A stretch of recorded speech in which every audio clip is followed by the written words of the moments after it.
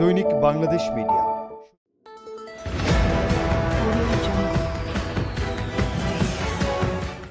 সিলেট থেকে মদিনার উদ্দেশ্যে উড়াল দিল এবছরের প্রথম হজ ফ্লাইট। বুধবার 14 মে বিকেল 5:30টার দিকে 418 জন হজ যাত্রী নিয়ে উসমানী আন্তর্জাতিক বিমানবন্দর থেকে সৌদি আরবের মদিনার উদ্দেশ্যে উড়াল দিয়েছে জাতীয় পতাকাবাহী বিমান বাংলাদেশ এয়ারলাইন্সের একটি ফ্লাইট। সিলেটের হজ যাত্রীদের সুবিধার কথা চিন্তা করে এবছর 5টি ফ্লাইট সরাসরি সিলেট থেকে পরিচালনা করা হচ্ছে। এর মধ্যে প্রথম ফ্লাইট যাচ্ছে সরাসরি মদিনায়।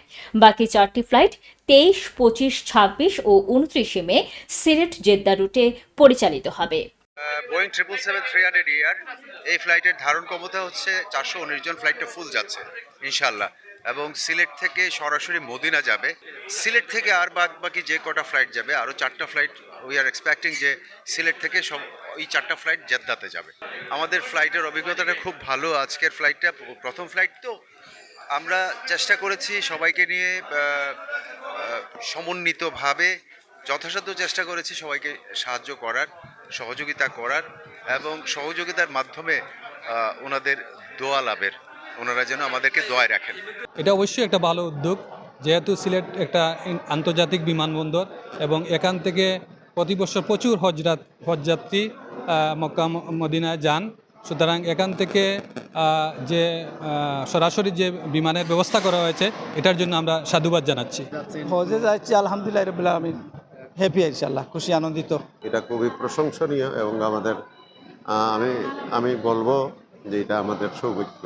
বিমানবন্দর কর্তৃপক্ষ জানিয়েছে, রোড টু মক্কা কর্মসূচির অধীনে হজ যাত্রীদের জন্য দুই দেশের ইমিগ্রেশন ঢাকায় সম্পূর্ণের সুযোগ থাকলেও সিলেট থেকে পরিচালিত ফ্লাইটের যাত্রীদের সৌদি ইমিগ্রেশন সংশ্লিষ্ট বিমানবন্দরে করা হবে।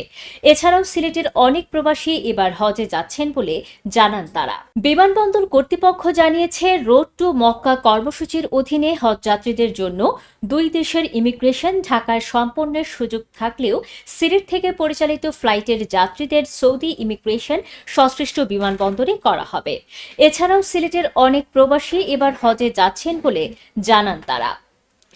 সিলেট থেকে এবছর 2700 জন হজে যাচ্ছেন।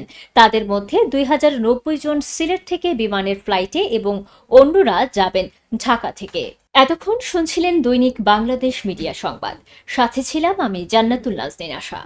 দৈনিক বাংলাদেশ মিডিয়া, সত্যের সন্ধানে সারাক্ষণ।